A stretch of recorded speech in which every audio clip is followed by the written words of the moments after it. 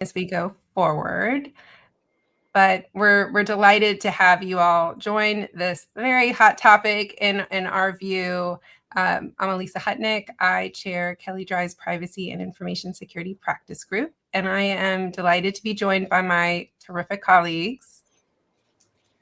Hi, everyone. I'm Céline Guillou. I recently joined Kelley Drye. I was, prior to that, I was with the California Privacy Protection Agency and in-house before then. Alex? Hi there, I'm Alex Schneider, and I'm a special counsel in our advertising privacy group. Thank you. All right, so maybe just to get some logistical questions out of the way, we are offering CLE credit, and we will be reading the code at the end, and you just have to enter that code in a form, which we will also put a link to in the chat. We will be providing a copy of the slides, and we are recording this webinar, and we will follow up afterwards. So you've got a link to that as a handy resource. Feel free to drop in questions in the chat, and as we go through, we will try to answer them as much as we can, but certainly you can feel free to reach out to us afterwards. And with that, I think let's get into the substance. So there's a lot about privacy that we could cover. And we decided to particularly focus on opt-out compliance. And we will talk about that because you can spend a whole hour or more just talking about opt-out compliance. And so you'll see why as we go through. We're going to talk about why we're focusing, why that's a priority worthy of a whole webinar devoted to that topic. We're going to talk about what we're seeing when it comes to enforcement and just practical implementation snafus. And then how do you take the risks, the red flags, and then put it into governance in a way that makes sense, that is actionable. And that's our goal, is to leave you with that. So you've got somewhat of a checklist to just work through to compare against what you might be doing today and see if there's any room for enhancements. So why now? Why focus on this issue? Opt-out has been baked into CCPA, for example, since the very beginning. I think we've all seen the headlines. We've all seen that CPPA has been on fire with various state enforcements. California Attorney General's office has been super, super active. And we're seeing other states, a number of states, even if you are not seeing those headlines, the investigations, they're in a non-public phase. And what we can say is opt-out compliance, interest-based advertising, sales and shares, that is a priority topic. That is the common theme that we are finding our clients and business, our peers who are representing other companies' investigations, that's the topic that most are asking for. So we thought it deserved its own platform, and we're going to walk through that. I think we won't go into specific enforcement examples, but you will see them in terms of the fact patterns that we walk through. And while the civil penalties really capture a lot of the headlines in the press, I think you can appreciate that often some of the most painful points for in-house counsel and compliance personnel are really just the cost to remediate, the cost to bring in or change software or change builds or create new connections on the back end. That is time intensive. It requires just some pretty substantive resources. And so the more you can do ahead of time when you're not on the hot seat in investigation or litigation, that is going to be to your benefit. So that's the state enforcement, but that's not the only pressure point that companies are facing. So if we go to the next slide, I think it goes without saying that there is a massive wiretap related wave right now, and it's not going away anytime soon. And I think everybody has probably heard from some of their counsel, there's not an immediate silver bullet. But what I can say is that there are really common, we'll call errors or lax issues that, or just even some sloppiness that you can make yourself much less of a target, less of a flag planted on your digital presence by walking through some of the same issues that also help mitigate risk from a state enforcement side. So pixels are certainly a really common part, and they just go through tons of different providers offering pixels with copycat complaints, but we're seeing these continue to evolve. So identifier-based practices are absolutely popping up. AI support tools, the note-taking apps in Zoom meetings and Teams meetings are popping up. And then, of course, the old favorites in terms of biometric and VPPA. And most recently, we are seeing a lot more scrutiny on the privacy policy, the descriptions describing, let's say, cookie practices, that you've had that same language for many, many years, but you have the updated language on sharing with third parties, and not having all of that language essentially be harmonious and connect to each other. And when it comes to practices outside of pixels and tags, really in the identifier space, how are you speaking to that and making sure you're speaking to it expressly and accurately? So we'll walk through some of that in practice as we go through today's presentation. All right, thanks, Alysa. And of course, today we're focusing on opt-outs of sales, sharing, and targeted advertising. But it goes without saying that getting that right can get you into some of the hot water that Alysa was just mentioning. So we won't go too deep into the definitions of sales and sharing. Suffice to say that sale is broadly defined by a number of privacy laws. Some are a little more restrictive, but it's the exchange of personal information for monetary or other valuable consideration. And of course, best practice is to adopt the most the strictest definition, or the broadest definition, I should say, of a sale. And then, of course, sharing or cross context behavioral advertising and targeted advertising focus on advertising that is essentially directed to consumers based on their behavior across different platforms. And so these are really the processing activities that are that we're going to talk about today. There's the right to live in California, but we're not going to cover that. But I think it's really, well, it's part of it, but we're not going to cover it. I think it's really important to understand that even though you have these categories of activities that are covered for opt-outs, in reality, that looks like a lot of different things. And so we have an image here with some examples. It's a non-exhaustive list, of course, of activities that might be considered sales or sharing or targeted advertising. And I want to cover two examples because I think it's important here. First one, retargeting.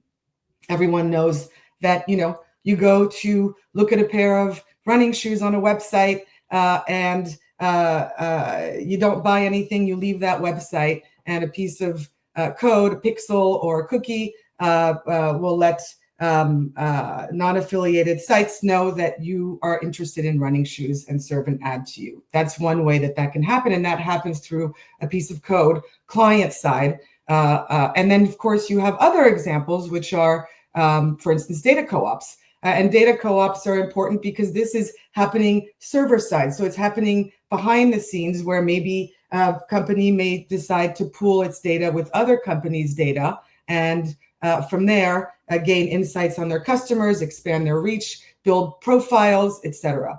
And in that case, the data is being sent out in batches through a secure transmission mode. So the reason I bring these up is because these are happening in very different ways. So you have a lot of different activities that could be sales, sharing, or targeted advertising, but they're happening in different ways. Next slide, Alex, if you don't mind. Thanks. So, I think it's really important to stress that because you have such a different range of activities, putting an opt-out up on your website and calling it a day is just not enough. You really need to understand a lot more about what you're doing on your website or behind the scenes in terms of activities that might be sales or sharing. And the right to opt out is really the right of the consumer to say, stop selling or sharing my information, stop targeted advertising. And so once the user opts out, the business is really prohibited from doing that, but must also make sure that other that recipients of that data, third parties, as we call them, are complying with this request from the consumer to opt out. And it's essentially a clawback in many ways. So given the complex ecosystem, clawing back really requires a concentrated, a concerted and comprehensive effort on the part of the business to make sure that everything is covered. And so we have a little table here, but really you want to understand the different ways in which the user's information may be subject to an opt-out. You want to present a compliant user interface so that they can opt out. And then on the back end, you need to make sure that all of that is actually happening. Hey, Céline, one of the things that I think often also goes unnoticed is CCPA and that definition of business. So let's say you have multiple entities that all really are part of the business, the one single business, but then your opt-out is fractional. You might be applying it within each separate entity. That is the kind of thing that gets a pretty close look, that you can't kind of take the benefit of being the business, but then not extend that opt-out across the legal privacy definition of business. And so that's just another, when you're talking about across all channels, really thinking about that scope as well. Absolutely. And so I think with that, we wanted to turn to some common implementation issues that we've seen. And we see a lot of these recurringly clients reach out about these issues. And, you know, one of the reasons they're important is they're also, in some cases, low-hanging fruit. This is the kind of stuff that somebody on the outside can look at and say, hey, you know, something's going on here that's not quite right. And consumers are very much aware of this, increasingly aware of this. So I wanted to start with the first example here, which is something that we often see. You go to a website, you opt out, you refresh, the opt-out tells you that you have been opted out, and before you know it, you go back behind the scenes, use some common tools, and you can see that actually there's still some stuff going on. Here in the example that we have, you can see that AdSense is still present. Now, the reason this might be happening is that not all trackers were tied to the consent mechanism or the CMP, you know, whichever that may be. And in some cases, this may not reflect the full story. There may be additional configurations on the back end or server side that tell a different story. But at the end of the day, businesses should really be testing their configurations and really understand what's happening when the user opts out. So really taking the position of the consumer and figuring out what happens when they actually opt out. And of course, anyone can test this using some fairly basic tools. So this is one of the common issues that we have, and an issue that can easily be resolved when, well, that's an easy way to say it, but that can be resolved or at least addressed once businesses become aware of it by testing their websites. Next slide, Alex, thanks. So here we have examples of opt-out mechanisms that are just plain old missing or with broken links. Often you will find opt-out links that will take you to an error page. This happens quite frequently. We have situations, of course, where they don't, the opt-out might appear and disappear quickly. That was the point in the Todd Schneider matter of the CPPA. And of course, you have situations where you might have an inbox posted for people to opt out, and that goes completely unaddressed. Nobody ever looks at it. So people are trying to submit some sort of opt-out. And another one that I wanted to flag, this comes up quite often, is that you have privacy browser extensions, which when they're enabled may actually get swept up or actually sweep up the cookies that are placed by your CMP. So what happens in that case is you'll go to a website. If you have one of these privacy extensions enabled, you might go to a website and you won't even see the option to the do not sell pop up, or you'll see the link at the bottom of your footer. You'll click on it and it won't come up. And this is something that companies really need to be aware of, because anyone looking at this will not know that that's the reason.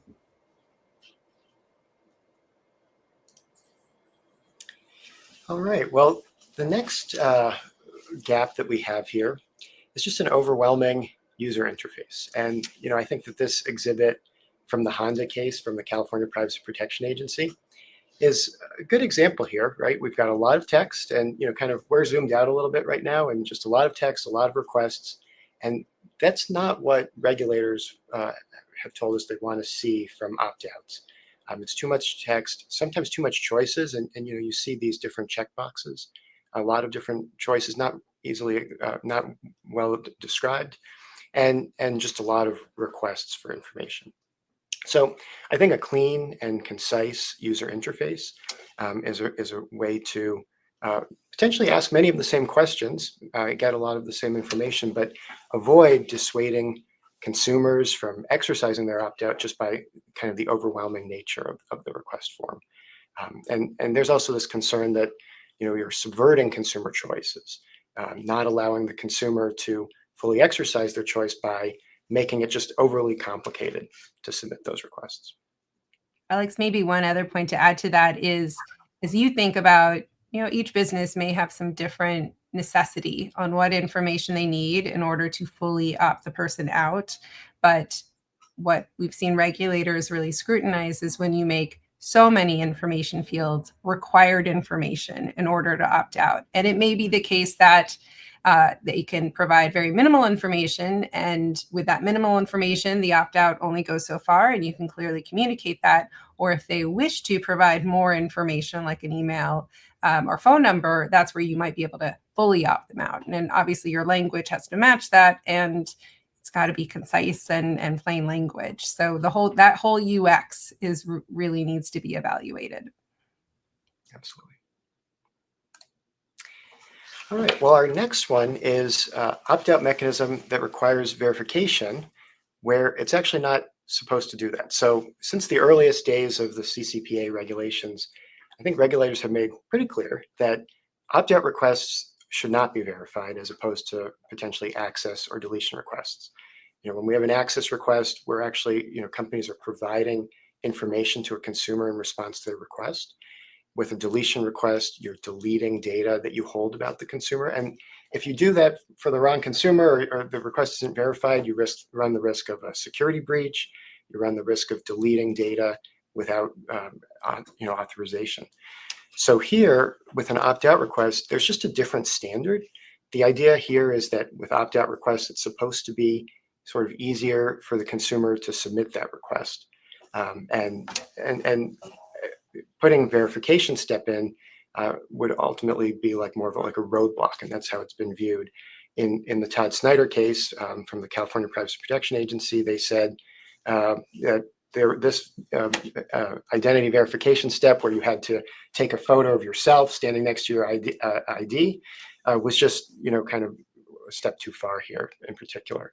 And that ID, by the way, has a driver's license identifier, which can subject the company to potential data breach liability, and you need to really secure that data. So there's just a lot of reasons why verification regulators have said they don't want to see that with opt-out requests.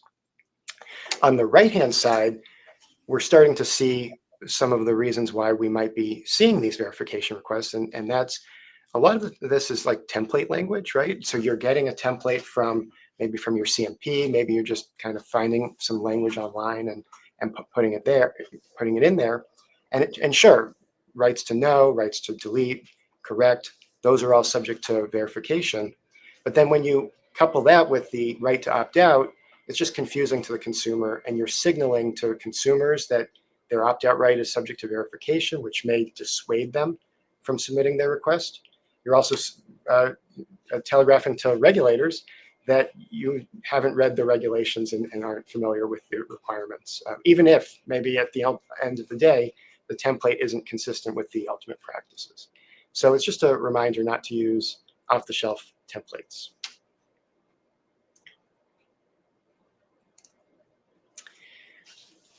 All right, so for our fourth example here, we've got an opt-out that doesn't address all of the triggering activities. So what are we talking about? So a common user experience is you've got your privacy choices link in the bottom of the website on the footer.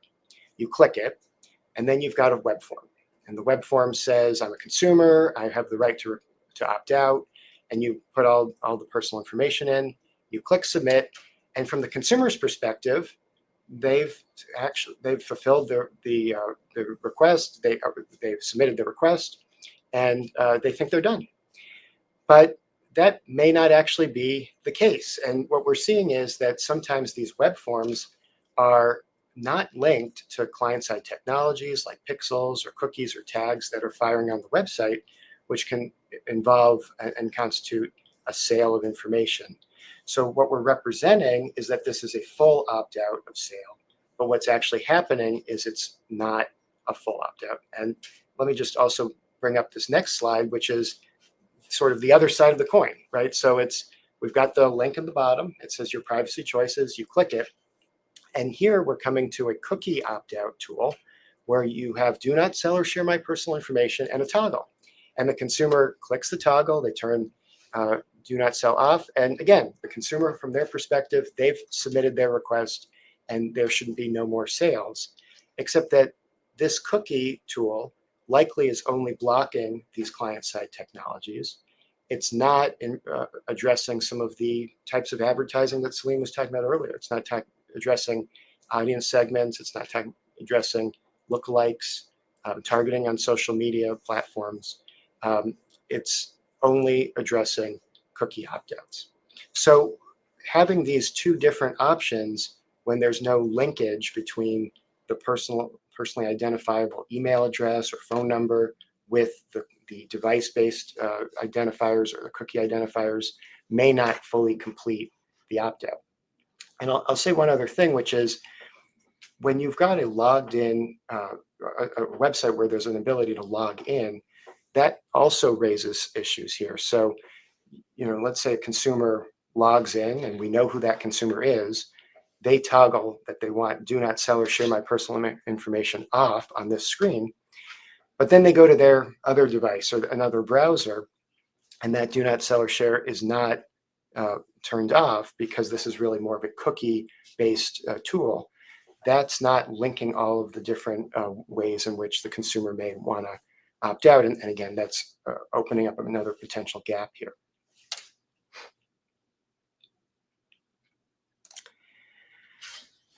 All right, so for our fifth, we've got opt-out mechanism is only available in California.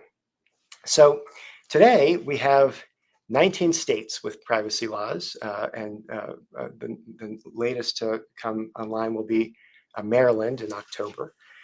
All of these laws provide the right to opt out of sales and in some manner to opt out of targeted advertising. Now, many companies, started this opt-out journey, right, in 2018, 2019, 2020 with CCPA, and some of them may have just kind of paused at that point. So we've got these still focused, these notices and rights that are still focused on California.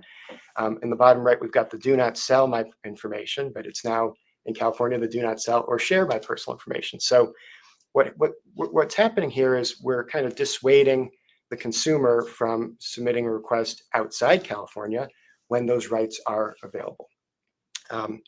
Now, companies can still take a state-by-state approach if they want to. I think as we get to 19 states with a state privacy law, it's becoming increasingly harder to do that. But we can say, okay, well, if you're a California resident, Virginia, Colorado, et cetera, here's the rights that are available to you. That we can still do, but to just focus on California is no longer the right approach. Also wanted to just mention, on the disclosure side, we've heard from regulators in states like Delaware that they want to see disclosures making clear that the rights are available to residents of their state. So here's what the Delaware website, the FAQ says. It says businesses must indicate that the privacy notice applies to either all U.S. residents, right, or specifically identifies that applies to Delaware residents if it only applies to residents of select states. If it's not apparent that the notice applies to Delaware residents, it does not comply with the Delaware Privacy Act. So again, regulators really focused on, they want to see their names in big letters, just like California has sort of had that opportunity for a number of years. Yeah, and that's actually a really good segue into this next part, which is this next example, which is GDPR-centric tools or verbiage that's being used in the U.S. And we see a lot of this where you have a modal that has, or an interface that has very specific language that is geared towards the EU, the e-privacy directive requirements, as opposed to the word sales or sharing. And that's very confusing for consumers. And I think it's worth noting that, the rules in the EU are very different. The e-privacy directive is about not touching the end users or the data subjects' terminal equipment, their device, without their permission. Our laws here are about opting out of sales and sharing and targeted advertising, and these are very different things. So I think, when you're working with different tools, it's really important to understand if these are adapted to your needs here in the United States, and whether they provide that flexibility. And if you look at the image on the left, there's really no mention of sales or sharing. And I think that's something that's very important to regulators. As Alex mentioned, other states are starting to come out and say, we also want our consumers to know that they have rights. And I think that having the right verbiage is really important. So off the shelf, out of the box solutions may not provide that. All right. I wanted to focus just for a minute here on GPC, or opt-out preference signals. This is something that regulators care about. It's very clear that it's something that regulators cared about in the very first CCPA enforcement action against Sephora. And 5 years later in Healthline, it's back on topic. It's something that is that a lot of companies aren't necessarily paying attention to, but it is not optional. And I think that regulators have really made that clear, that if a consumer exercises their rights through opt-out signals, you have to honor those. And so you have to be able to detect those. And you need to configure your CMP, or however you're honoring opt-outs or reading signals or detecting signals, you need to be able to do that. I provided a couple examples. We provided a couple examples here of how you would detect whether your GPC signals are being received or honored. One, you can, of course, detect it from the server side or from the client side. And then these are just examples of images that show you that GPC has been enabled. But I want to talk very briefly about the more important thing, which is, how do you demonstrate to a regulator, if you get an inquiry, that you have enabled GPC and that you have been enabling GPC this whole time? That's a really important thing to be thinking about. A lot of companies aren't necessarily able to do that. It's really important to understand what the capabilities, if you're using a third-party vendor, what their capabilities are in terms of being able to demonstrate that, because it's something that is absolutely critical, in my opinion, as we go forward.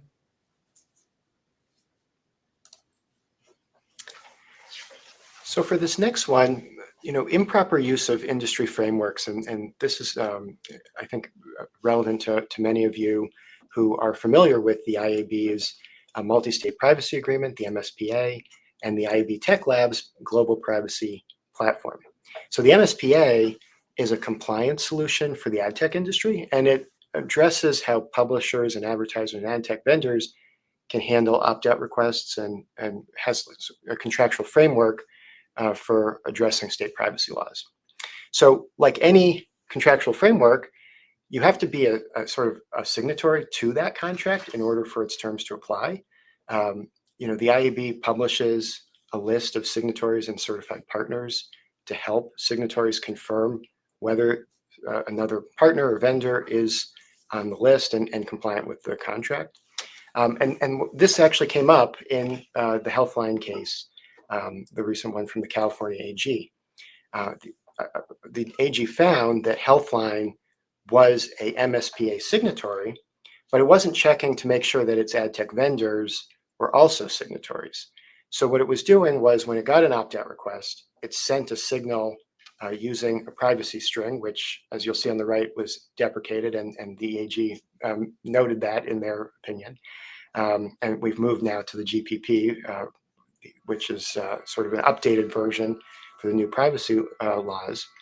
But what Healthline did was it sent that privacy string signal. It said the consumer has opted out, but the recipients of the signal weren't under an obligation in any contract to, first off, know what that signal means, but second off, adhere to those signals. So the AG, as part of the relief in that case, said that Healthline can continue to use the MSPA, but would need to check its signatory list to make sure that any partners that it's working with and sending signals to is a member. And then, another piece here, and we've kind of highlighted this in the technical specifications for the MSPA's national string, which is, in order to send signals that apply not just to one state, but like kind of across all various states, the MSPA does a number of different things with definitions and different requirements and contractual language to harmonize all the different state laws. And if you're sending those signals based on this MSPA kind of created definitions, but not to a signatory of the MSPA, you're outside a contractual framework, and there's not really an expectation that any third party would just like kind of do what they're supposed to, unless they're, again, signatories and part of that contractual framework. So again, MSPA national string has to be used by MSPA signatories, and checking to make sure your vendors are signatories is a key piece there. Alex, real quickly, just outside of the MSPA, I think it's really important also as a reminder that, and we'll talk a little bit about it after, to really remind businesses that, you have to have contracts that match what you're doing on the other end, right? And so that is a question that you might be asked. But you have, in California, of course, we have third-party terms, we have service provider terms, but it's really important outside of even the MSPA, the IAB framework, to really understand that your stories need to be consistent. I just wanted to flag that. We're not focusing too much on it today, but it's super important. Absolutely. All right. Well, this one is confusing interface, and we'll explain why. It's also kind of when something's confusing, it can be alleged to be a dark pattern. Dark pattern defined as an interface designed or manipulated with the substantial effect of subverting or impairing autonomy, decision-making, and choice. And so what are some ways that we've identified in this screenshot? The title of this page says, "Do not sell my personal information." But when you look through the choices, there's not really a "do not sell my personal information" choice. There is, if you kind of go down to the very bottom choice, targeting cookies. And one thing to note, if you tell somebody that they can control their "do not sell" settings by clicking a button, opening this window, but then they have to kind of scroll to find the right setting, that can be confusing, potentially a dark pattern. You've got the targeting cookies, and you can turn it on and off with a toggle, but it doesn't say like what is considered on or off. Now, I think potentially color means on, no color means off, but again, not having that clarity for the consumer. Now, this is actually a screenshot from AG guidance from the New York AG, and what they pointed out was there's a Save Settings button in the bottom left-hand corner. So you not only have to kind of use that toggle, you also have to remember to click the Save Settings button. If you click the X at the top, it undoes your setting. And so again, just different aspects of this interface which make it confusing. Yeah, and I would just add here too, sorry to interrupt. I think it's really important to remember that there's an advisory from the California Privacy Protection Agency on this, and it's very clear if you look at Honda that this is an important point. But it's partially what's visual, and of course the number of steps that you need to take to be able to exercise your rights.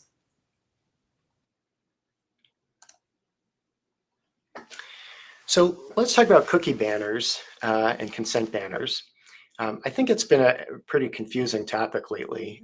There's not any regulations on cookie banners because cookie banners aren't required by any of the US state privacy laws. There are a lot of reasons that companies may consider having a banner. For one, they help demonstrate agreement to website policies. They can also help inform a visitor to the website about the use of third-party tools and different technologies we've been talking about today. That can also help dissuade a consumer from filing a complaint or raising issues about those tools because they have that upfront notice. But when we put out these banners, we just also have to make sure we're not over-promising anything and making sure that with the cookie banners we have like really clear disclosures. So here's some examples, and one thing we wanted to point out is if you look at particularly the one on the right, it definitely seems like what it's saying is that they're not going to run any cookies until you hit the accept all cookies button, right? But then we might look at the network traffic and see that a Facebook pixel is already firing the minute that you go to the site. So that kind of starts to create questions about whether this is an illusory choice and issues with this type of consent banner. Alex, maybe just to add to that, if no law requires that you have a banner. Most of the banners, are being used as really offense on the wiretap or extra transparency to enhance your state position. But the idea, if you are going to do a banner, don't make it worse. And the language and the choices and what's happening, you really need to sync all of that together. And we'll get into certainly some of the best practices, but flawed banners are probably one of the more common issues that are coming up in wiretap suits for starters.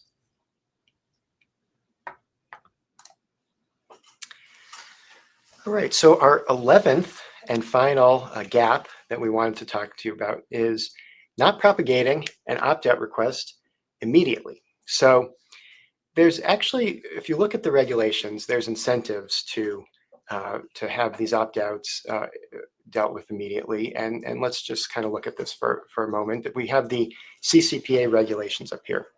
So if you have an opt-out come through under the CCPA regulations, and you're kind of in that first bucket on this chart, you stop selling immediately. The consumer submits the request, you stop selling immediately. That's all you have to do. No further obligations. If, however, somebody submits a request and then they're still browsing on your site and you haven't dealt with that request, so they're still triggering all sorts of different ad tags, still, and maybe they fill out a form and their information's shared with third parties, right? All sorts of different activities happening. That can trigger our second bucket, which is that after the consumer submits the request, but before the business complies with the request, and what does that mean? You have to not just comply with the request, but also forward it to any other person to whom the third party has made the information available during that time period. So there's just a lot more that needs to happen, and this can be really like complicated and convoluted, especially in ad tech, where like how do you once a sale has happened, how do you kind of stop that sale and kind of have notified third parties about stopping that sale? It becomes more confusing. So there is a reason to immediately address these opt-out requests.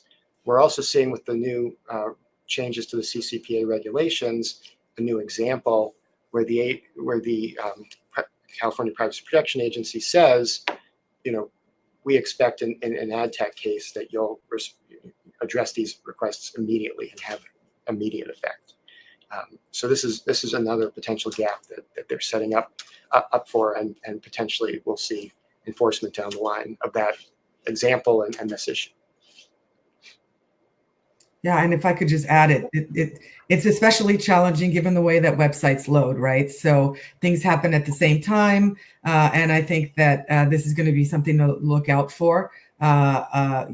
Regulators have technologists who can look at this, but definitely one of the more complex areas, I think, as we move forward.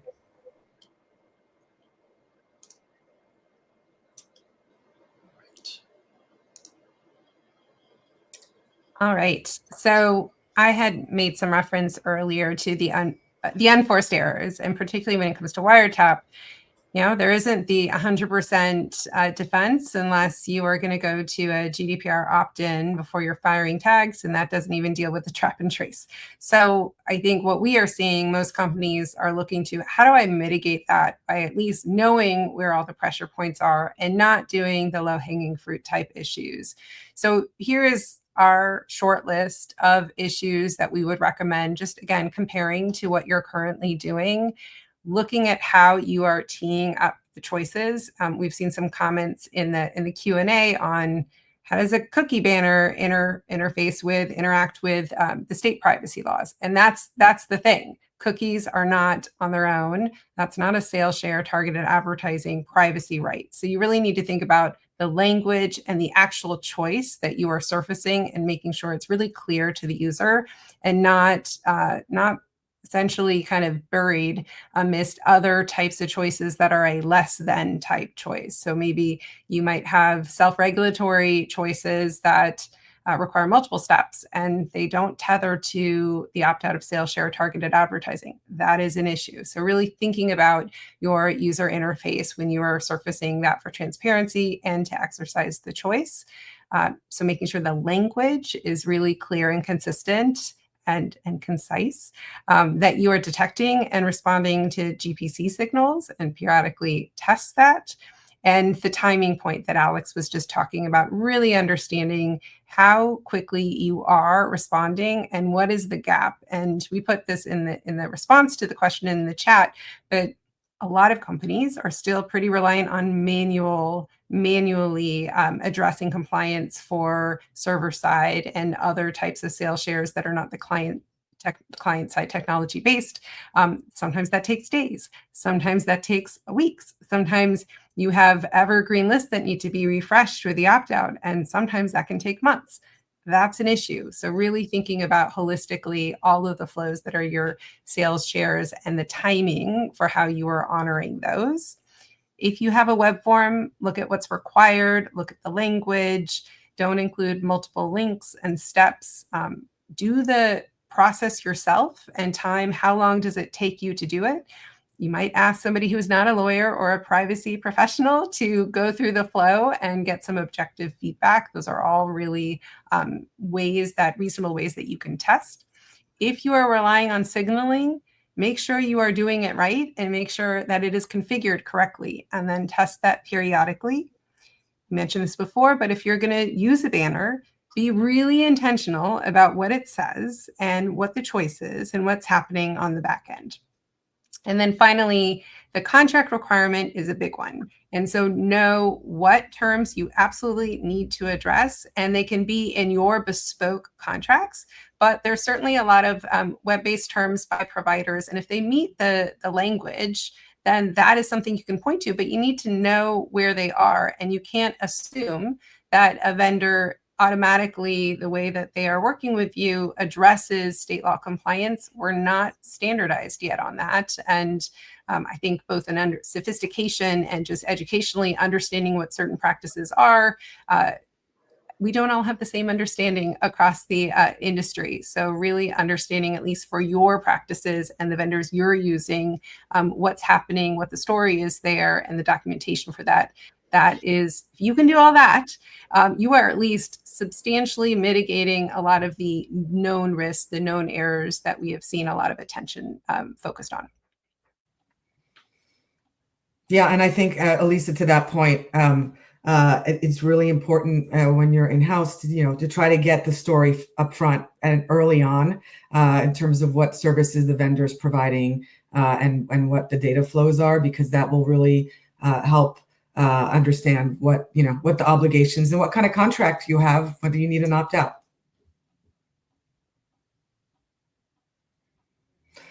Okay, so we have a checklist here that's really how to think about opt-out governance. And comprehensive is a word that's thrown around a lot in privacy, but I think it's really a word that's important and that holds true. Because when things are done on a piecemeal basis or without really connecting those dots that I've had on one of the slides at the beginning, it becomes a little bit tricky. So it goes without saying that you really need to understand your data flows. That's the first point. And really by that, in the context of opt-outs, is who is the business sharing information with? Who is it disclosing information to? And is that disclosure a sale, a share, or for targeted advertising? Without that understanding, it's really hard to actually even begin to think about complying with opt-outs. And of course, this is what will also help inform the mandatory contract terms that Alysa was mentioning, at least mandatory in California for third parties. So really important to understand not just what you're doing, why you're doing it, but whether or not that it can be categorized as an opt-out triggering activity.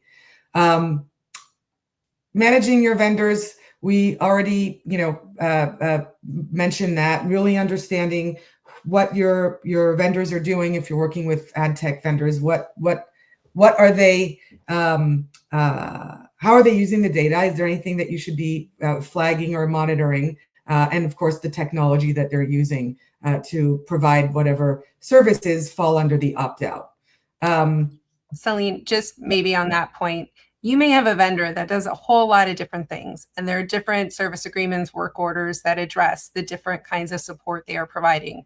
It may be that some of those might be a sales share, targeted advertising, and some really do qualify as service provider. Really thinking about can you quickly and efficiently go to the right contract terms, particularly for agreements that might span many years. It's one of those things that's just a housekeeping item that you don't have to sort through hundreds and hundreds of pages to find the right language, and thinking about that, looking backwards, but also from a hygiene standpoint, looking forwards. We've often seen that be a real pain point for companies.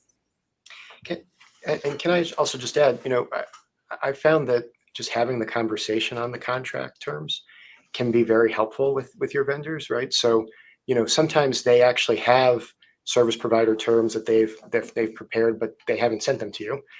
Sometimes they have, tools for limiting use of data, and you just have to ask about them, because the default is going to be, well, we want to have as much data as possible, so we're going to be a third party. But if you actually want, we can turn off certain features. We can become a service provider. So I think, having those conversations is often really helpful.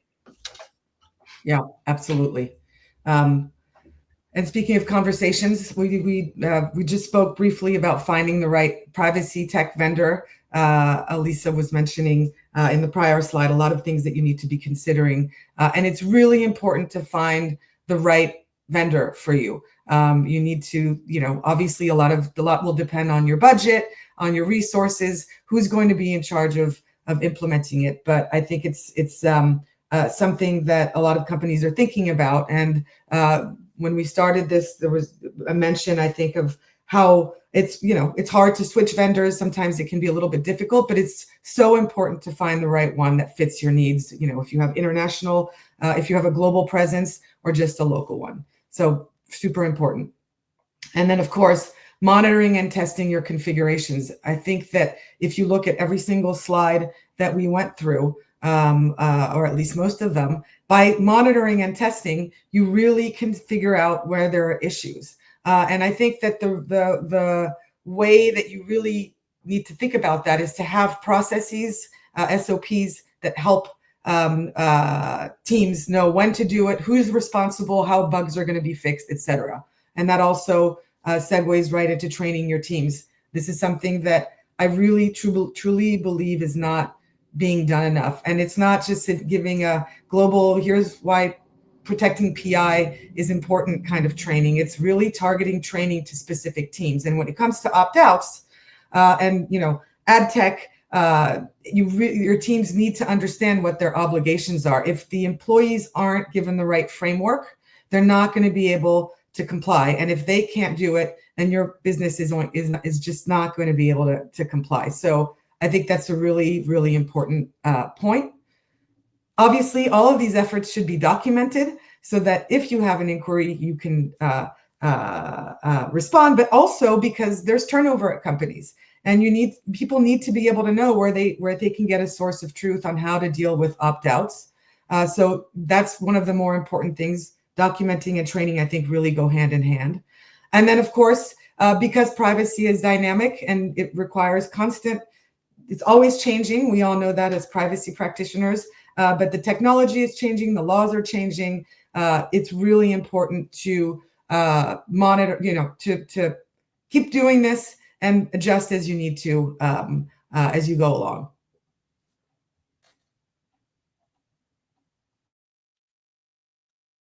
I could not recommend doing this enough. I mean, we've just spent 50 minutes talking about all of these issues. And I think sometimes we get so focused by chasing after the issue that we don't take the step back and say, if I had to tell the story, if I had to tell the story in a month or 2 weeks, and I had to find the documents that help me demonstrate that my story is truthful and is accurate, and also you need to verify that what you're saying is truthful and accurate.